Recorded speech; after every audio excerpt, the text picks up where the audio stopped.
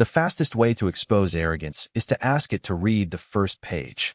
Every conversation inside the executive operations room stopped the instant Victoria Hayes slammed a thick technical manual across the polished conference table. The heavy binder slid directly toward Ethan Carter before stopping inches from his folded hands. Around the room, department directors, production supervisors, compliance officers, and senior engineers remained frozen as flashing warning lights continued glowing through the large observation windows overlooking the factory floor. An automated production line worth millions of dollars had unexpectedly shut down less than 10 minutes earlier, leaving hundreds of employees waiting while every passing minute drained enormous amounts of money from the company. Victoria's patience had disappeared long before the meeting began. "Read the manual, moron," she shouted, her voice echoing across the silent room. "Everything you need is already written there. If you had followed procedure, this shutdown would never have happened." Nobody defended Ethan. Nobody even looked at him. The quiet single father simply reached forward, picked up the thick manual with both hands, and calmly brushed a faint layer of dust from its dark blue cover. His expression never changed. He slowly opened the binder instead of arguing, carefully turned past the inside divider, and laid the first page flat on the conference table where everyone could see it. Printed neatly beneath the company logo appeared one simple line: Author, Ethan Carter. The room became so silent that even the distant sound of cooling machinery seemed unusually loud. Victoria stared at the page without speaking. Her confident expression slowly gave way to confusion as she looked again, convinced she had misunderstood what she had just read. Ethan quietly rotated the manual toward her. "You asked me to read it," he said in an even voice. "I thought it was only fair to begin with the cover." Several department managers exchanged nervous glances. One compliance officer instinctively leaned closer to verify the page. The signature was genuine. The revision history listed 42 editions spanning nearly 9 years, each carrying Ethan Carter's name as the original author and principal systems documentation architect. Nobody spoke. Nobody moved. Through the observation windows, technicians continued waiting beside silent conveyor systems while computer displays flashed maintenance alerts throughout the manufacturing floor. Victoria finally looked away from the manual and directly at Ethan. "Why have I never seen this?" she asked quietly. Ethan answered with complete respect. "Because most people open the manual at the troubleshooting chapter. Almost nobody starts with page 1. Before Victoria could respond, the chief operating officer cleared his throat. "This is not the time to discuss documentation credits," he interrupted. "The production line is still offline." Ethan looked toward the factory floor beyond the glass. "The answer to today's problem is inside Chapter 14. The chief operating officer crossed his arms. "Then why has nobody fixed it?" Ethan gently closed the manual. "Because Chapter 14 was rewritten 6 months ago. The production copies distributed across the factory are still using revision 41. Several engineers immediately turned toward the operations database displayed on the wall. One supervisor hurriedly checked the revision number assigned to the active production terminals. His face slowly lost all color. "He is right," the supervisor whispered. "Every workstation is still running revision 41. Victoria looked back down at the manual resting beneath her hands, then at the quiet engineer she had publicly humiliated only moments earlier. For the first time since becoming chief executive officer, she realized she had just ordered the only person in the room to read a manual that he had spent nearly a decade writing with his own hands. 2 hours before the confrontation inside the executive operations room, Ethan Carter's morning looked almost identical to every weekday during the past 8 years. Before sunrise, he quietly prepared breakfast in the small suburban home he shared with his daughter Sophie. Pancakes warmed on the stove while a lunchbox waited beside a neatly packed backpack. Sophie hurried downstairs wearing a bright yellow sweater, her long blonde hair still slightly untidy from sleep. "Did you finish your book again?" she asked as she noticed another thick binder resting beside Ethan's coffee mug. Ethan smiled gently. "Not a book, just another revision." Sophie carefully picked up the binder and traced her finger across the printed title before grinning proudly. "You always make the instructions easier to understand." Ethan laughed softly. "That is the goal." Sophie looked up with complete confidence. "That is why everybody at work must know you." Ethan hesitated only for a second before answering. "Most people know the manual better than the person who wrote it." Sophie tilted her head. "That seems silly." Ethan simply smiled without correcting her. After dropping Sophie at elementary school, he arrived at Hayes Industrial Systems nearly 90 minutes before the official workday began. The parking lot remained almost empty except for maintenance vehicles and delivery trucks. Inside the engineering department, the quiet hum of computer servers replaced the noise that would soon fill the production floor. Ethan unlocked his office, placed his worn leather bag beside the desk, and immediately opened the documentation management system. Overnight, several software updates had changed equipment behavior inside one manufacturing cell. Ethan carefully reviewed every modification, rewrote 2 troubleshooting procedures, corrected 3 maintenance diagrams, added additional safety notes, and completed revision 42 of the company operations manual before most employees even entered the building. When he finally clicked Publish for engineering review, he attached a brief recommendation requesting immediate distribution to every production workstation. A young documentation specialist walked into the office carrying fresh coffee. "Mr. Carter, are you really updating the entire manual again?" Ethan nodded. "Every time the system changes, the instructions must change too." The young employee smiled. "Nobody reads every revision except you." Ethan quietly answered. "The day someone needs one sentence inside those pages is exactly the day every sentence matters." At nearly the same moment, upstairs inside the executive offices, Victoria Hayes prepared for a critical board meeting while reviewing financial reports and production forecasts. Her chief operating officer assured her that documentation, compliance, and manufacturing procedures had already been fully synchronized before the upcoming external audit. Victoria trusted the report without hesitation. Documentation had never been her focus. She believed experienced managers handled those details correctly. Back downstairs, Ethan printed a single reference copy of Revision 42, placed it inside a fresh blue binder, signed the approval page, and personally delivered it to the documentation department for processing. The administrative clerk accepted the binder with a polite smile before placing it onto a growing stack of paperwork waiting for executive authorization. Ethan glanced briefly at the stack, but said nothing. He returned to the production floor where technicians greeted him with familiar respect, answering dozens of technical questions before quietly continuing his inspection rounds. Less than 2 hours later, warning alarms echoed throughout the facility as the primary production line unexpectedly shut down. Employees rushed toward the control stations while supervisors searched desperately for answers.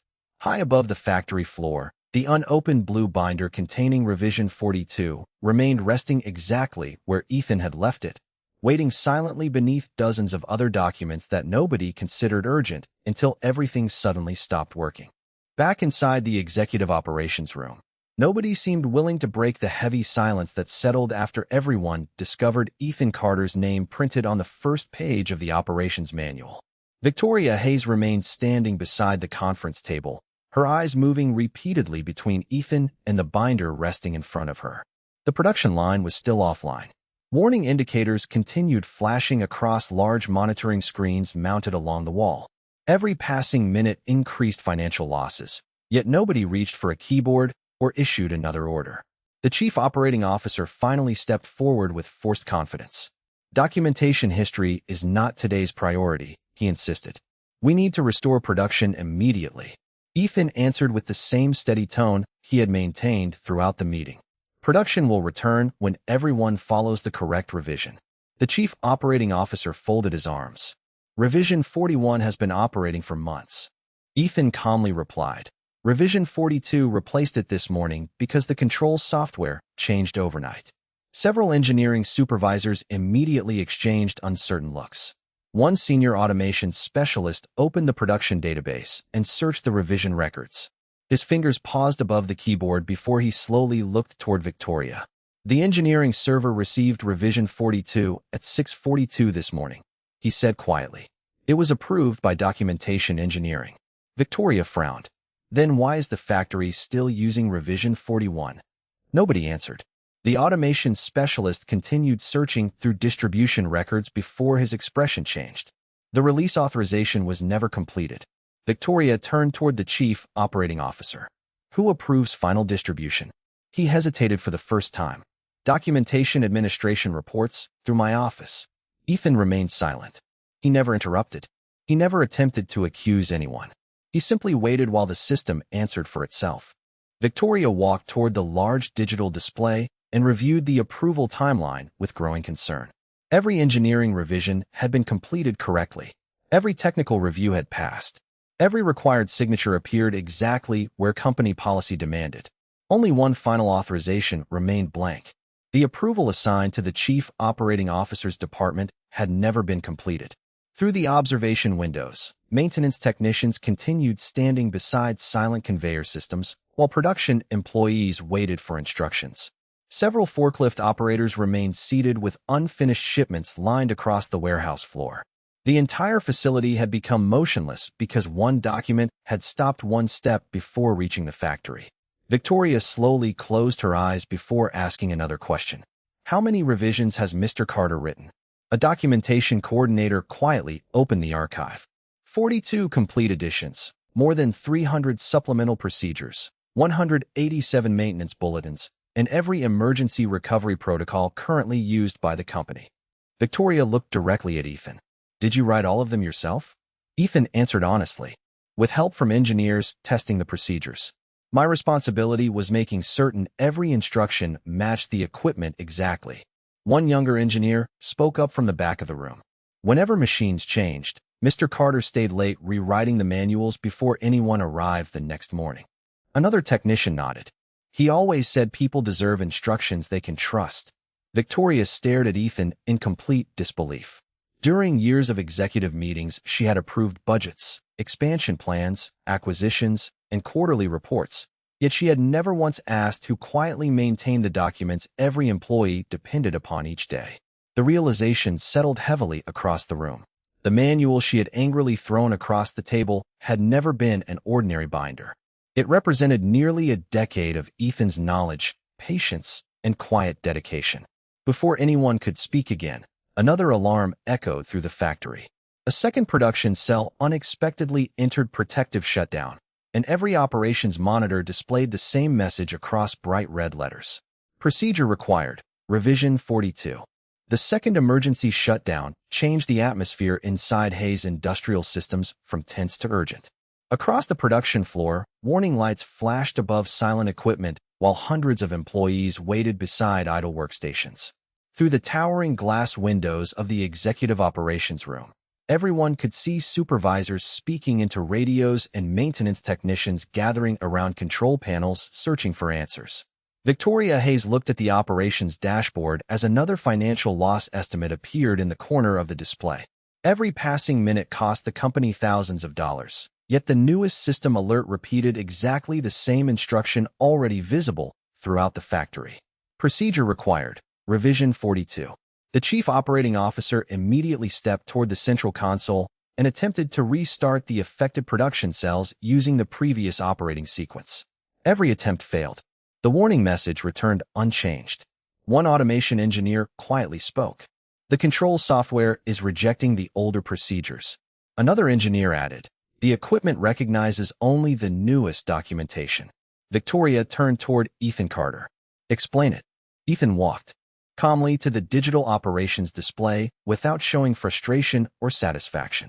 He enlarged the system flow diagram and pointed toward a newly installed safety verification process.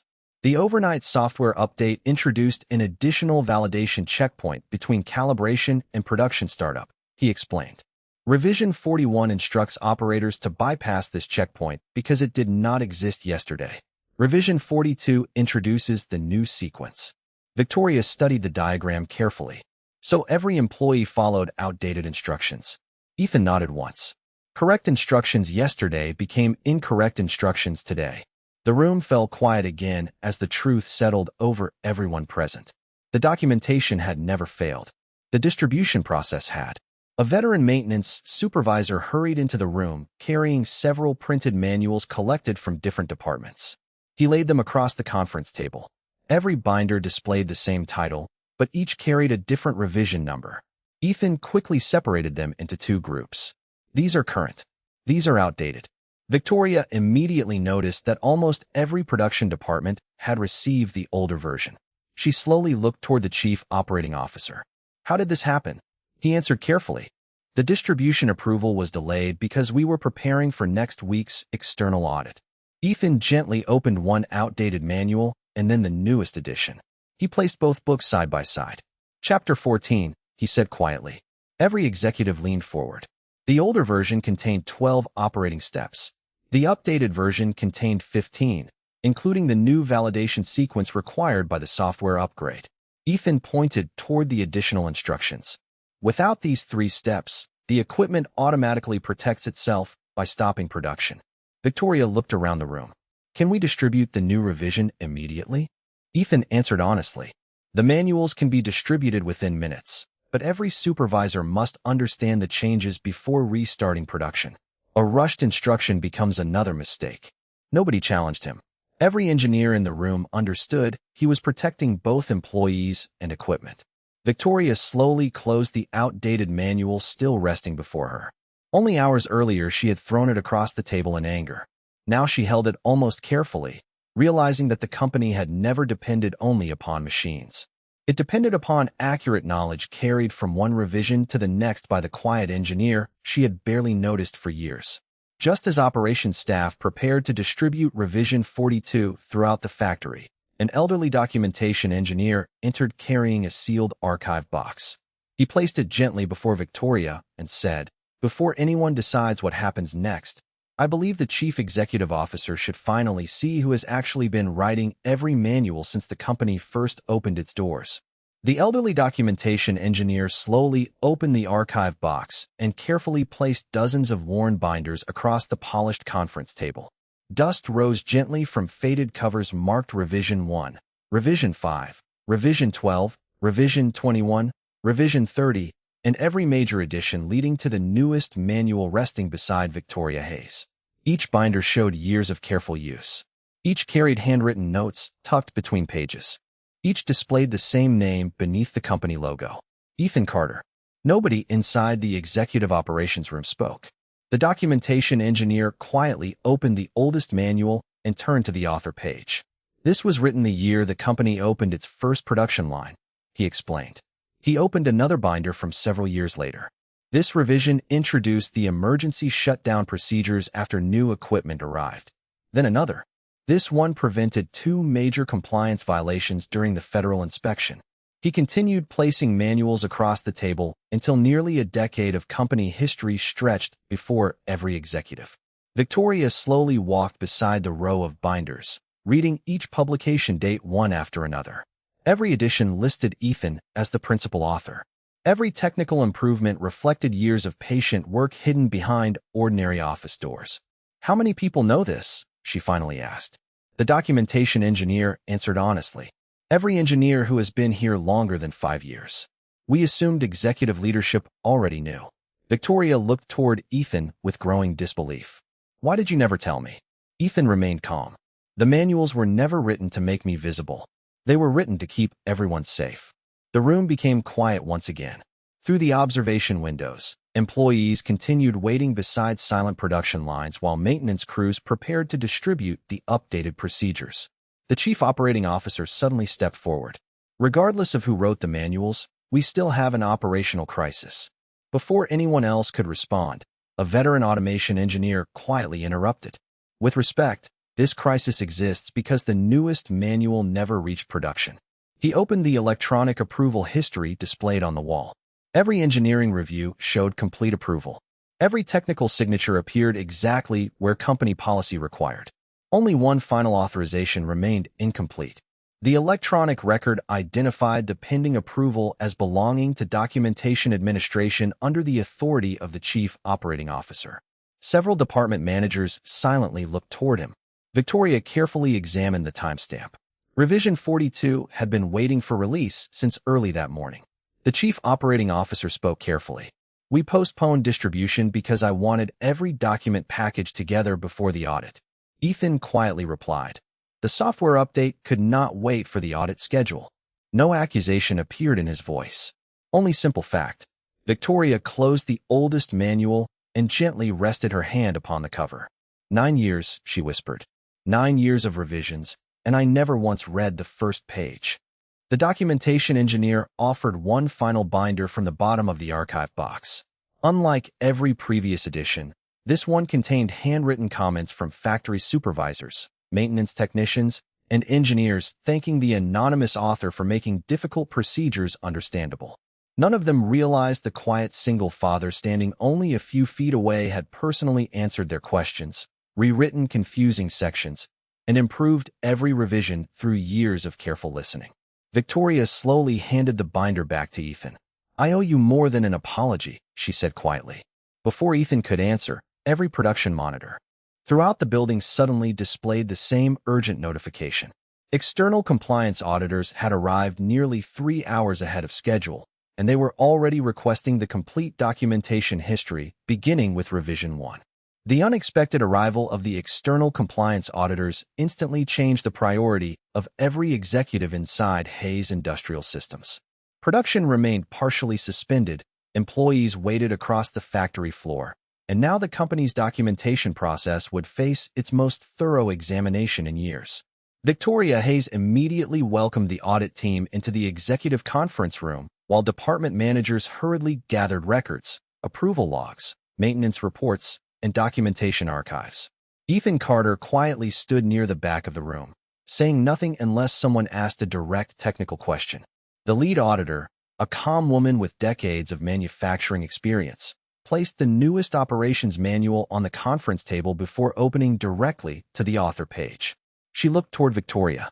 "Your documentation has always been regarded as one of the strongest systems in the industry," she said. "We would like to meet the principal author responsible for maintaining it." Victoria hesitated for only a brief moment before looking across the room toward Ethan. "Mr. Carter," she said quietly. Every auditor turned toward the quiet single father wearing an ordinary engineering badge instead of an executive identification card. The lead auditor smiled politely. "We have cited these manuals as examples during professional training seminars for years. It is an honor to finally meet the person who wrote them." Several executives exchanged stunned glances. The chief operating officer lowered his eyes without speaking. The lead auditor then requested the complete revision history beginning with the first edition. Ethan calmly opened the archive binders one by one, explaining why each revision existed, what operational change required new procedures, and how employee feedback had improved later editions. He never praised himself. Instead, he repeatedly credited maintenance technicians, production supervisors, safety inspectors, and engineers whose daily experience helped strengthen every revision. The auditors listened carefully while taking detailed notes. After nearly an hour, the lead auditor closed the final binder. "Mr. Carter," she said, "I have one question. How were you able to keep every revision consistent across 9 years despite changing equipment, software, regulations, and production methods?" Ethan answered with quiet sincerity. "I never wrote manuals for machines. I wrote them for tired people working long shifts who needed clear instructions when mistakes could become expensive or dangerous." The room became completely silent. Even the auditors stopped writing for a moment. The lead auditor smiled with genuine respect. "That explains why your documentation has such an exceptional safety record." Victoria listened without taking her eyes off Ethan. For years, she had measured success through production numbers, expansion plans, and quarterly reports. Now she realized one quiet engineer had protected the company every single day through careful words that most executives never bothered to read. Before the meeting concluded, the auditors requested access to the electronic approval history for Revision 42. A technical specialist projected the workflow onto the large conference display. Every required engineering review appeared complete. Every safety verification showed approval. Every documentation signature matched company policy. Then the timeline stopped at the final authorization assigned to documentation administration under the Chief Operating Officer. The release had remained pending despite the overnight software update. The lead auditor calmly looked toward Victoria. "This delayed approval directly prevented the current operating procedures from reaching production," she said. "Based on these records, the documentation itself performed exactly as designed. The administrative release process failed." No one argued. The electronic records spoke more clearly than any explanation could. Victoria slowly turned toward Ethan with visible regret, while employees outside continued waiting for production to resume. At that exact moment, the lead auditor closed the final binder and made one unexpected request. "Before we complete our report," she said, We would like Mr. Carter to personally demonstrate the recovery procedure exactly as he documented it, so every manager in this company can finally see how the system was always intended to work. Every department manager, executive, engineer, and external auditor gathered on the silent production floor as Ethan Carter walked calmly toward the primary control station carrying nothing except the latest operations manual. The enormous manufacturing line stretched across the facility like a sleeping machine waiting to breathe again. Conveyor systems remained motionless. Robotic assembly arms stood frozen beneath bright factory lights. Hundreds of employees watched quietly from designated safety zones, while Victoria Hayes stood beside the audit team without speaking. Earlier that morning, she had believed Ethan was simply another engineer who had failed to follow instructions. Now the entire company waited for him to demonstrate the very procedures he had spent 9 years writing. Ethan placed the manual on the control console and gently opened it to Chapter 14. He did not rush. He did not skip a single page. Recovery procedures only work when every step is respected, he said calmly. Speed creates mistakes. Precision restores trust. The lead auditor nodded with visible approval. Ethan invited 3 production supervisors to stand beside him. You are going to perform every action, he explained. I will only guide you using the manual. The supervisors carefully followed the updated instructions line by line. Step 1 verified the software revision.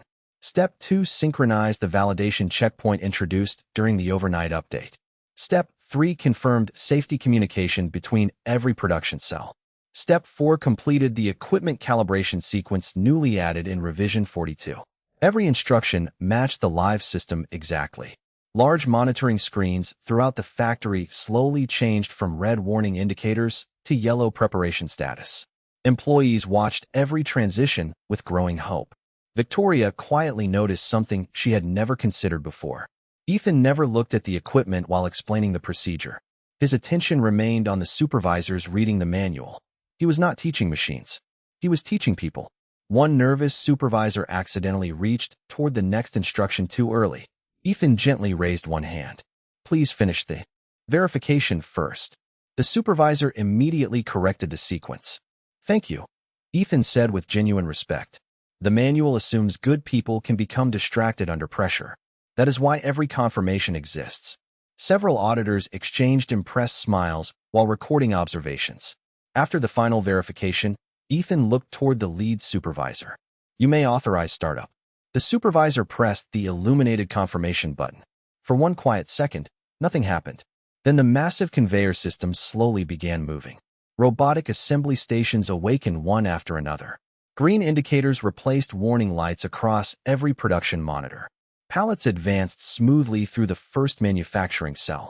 Within moments, the entire production line returned to full operation exactly as described inside the manual. Hundreds of employees spontaneously applauded.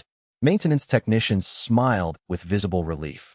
Production managers shook hands while forklifts resumed transporting completed materials across the factory floor. The lead auditor closed the manual with quiet admiration. Outstanding, she said. The recovery process succeeded because the documentation was written clearly enough for supervisors to perform it exactly as intended. Victoria looked toward Ethan with overwhelming regret. He had restored an entire manufacturing operation without raising his voice, demanding recognition, or embarrassing anyone who had doubted him. The chief operating officer remained silent, unable to dispute what every person inside the building had just witnessed with their own eyes. The lead auditor then addressed Victoria directly. Our report will state that your documentation system represents an industry benchmark. It will also state that the production failure resulted from delayed administrative release rather than engineering error. Before anyone could respond, Victoria stepped forward in front of every employee gathered across the factory floor. Looking directly at Ethan, she slowly reached for the company microphone, knowing her next words would become the most important statement she had ever made as chief executive officer. Victoria Hayes accepted the company microphone with both hands, but for several long seconds, she could not find the words she wanted to say. The enormous production floor, which only moments earlier had echoed with the sound of restarting machinery and relieved applause, slowly became quiet once again. Hundreds of employees looked toward the executive platform. The external auditors remained beside the engineering supervisors. Ethan Carter quietly stood near the control station with the operations manual still resting beneath one hand, looking as though he hoped the attention would quickly pass. Victoria took a slow breath before speaking. Today I made the biggest leadership mistake of my career. No one interrupted. This morning I publicly criticized a man without first understanding his work. I spoke before I listened. I judged before I learned. Her voice remained steady, but the regret behind every sentence reached every corner of the factory. She turned toward Ethan. Mr. Carter, I owe you a sincere apology, not only for what I said today, but for every year I accepted your dedication without taking the time to understand who made this company stronger. The production floor remained completely silent. Ethan answered with the same calm respect he had shown throughout the day. Thank you, Ms. Hayes. Victoria slowly shook her head. No, that is not enough. She looked toward the documentation department. Effective immediately, every operations manual, engineering procedure, maintenance guide, and technical standard will display complete authorship exactly as it was originally written. Every revision record will accurately recognize the engineers responsible for the work they created.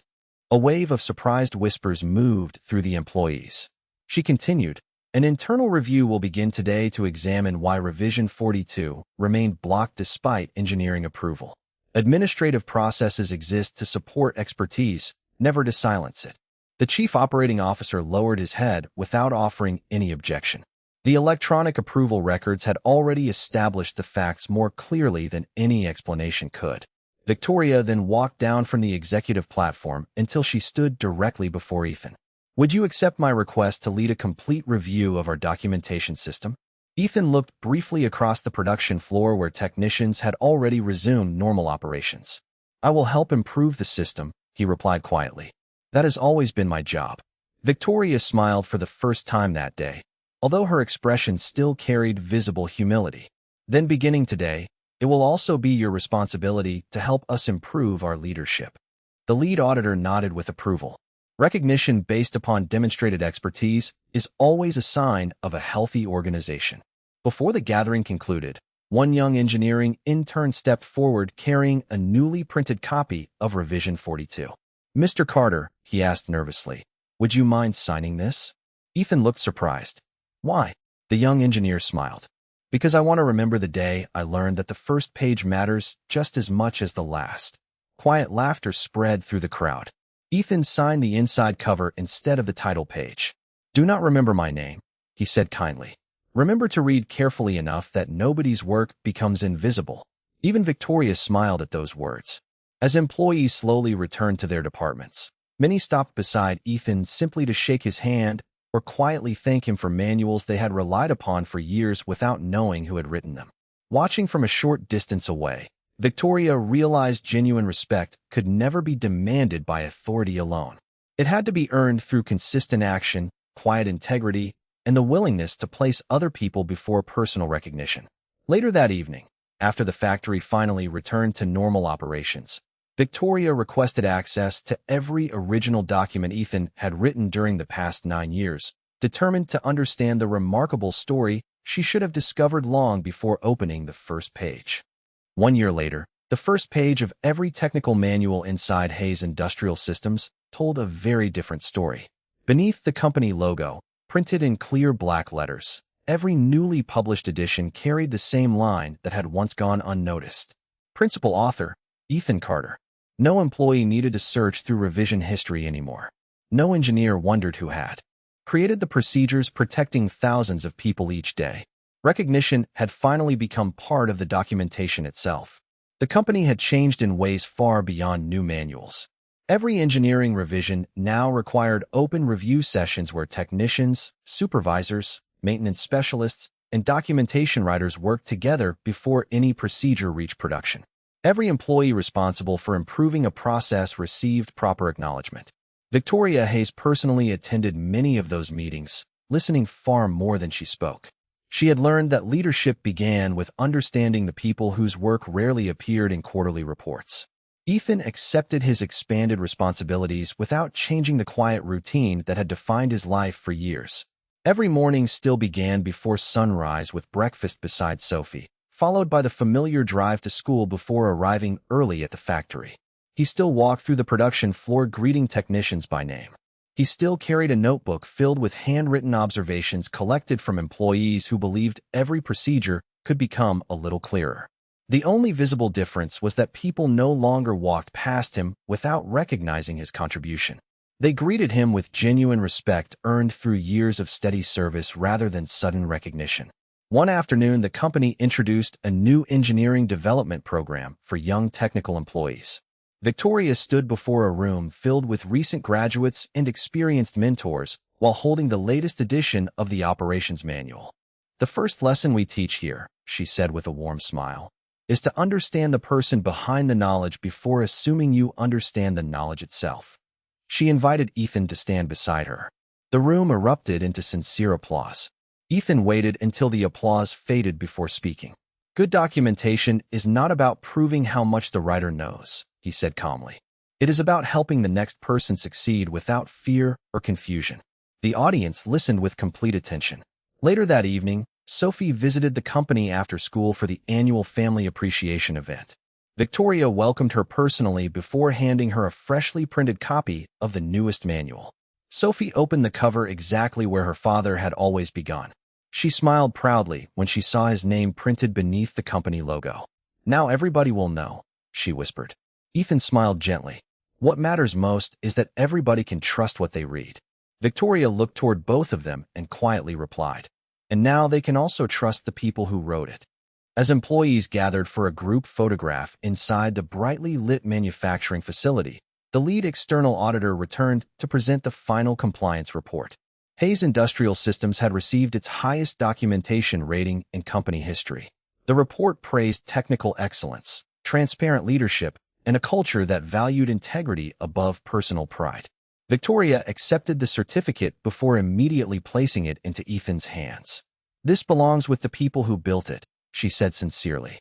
Ethan looked around the production floor where engineers, technicians, supervisors, administrators, and executives now stood together without barriers separating their contributions. He realized the greatest achievement had never been writing 42 revisions or restoring one production line. The greatest achievement was helping create a workplace where truth no longer depended upon titles, where quiet dedication finally received the respect it deserved, and where one simple decision to read the very first page had transformed not only an entire company, but every life connected to it.